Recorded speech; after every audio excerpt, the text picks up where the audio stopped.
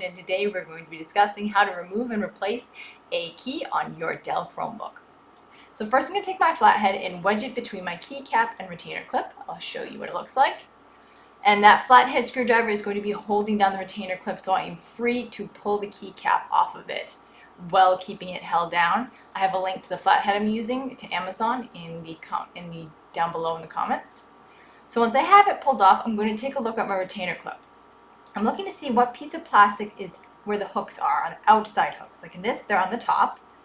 Another orientation it can look like is if they're on bottom like this. The outside hooks is what we're looking for, because if it's on bottom, then you would push down while prying off that portion first. If the outside hooks were on the top, then you would push up and pry that section out first. I'm showing you both ways because there can be variation even in the same model computer.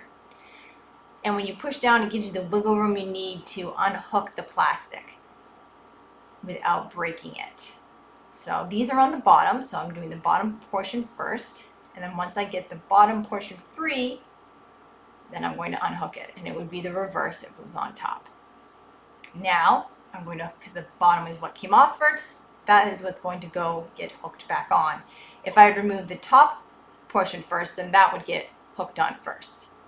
So once I've hooked it and pushed down, then I put the keycap on top and I'm done. Thanks for watching our video. If you found it in any way helpful, please like and share. If you like do-it-yourself computer repair videos, then go ahead and subscribe. If you have any questions or comments, leave them down below and one of our certified repair technicians will answer you. But anyway, from one egghead to another egghead, this is Liz signing out.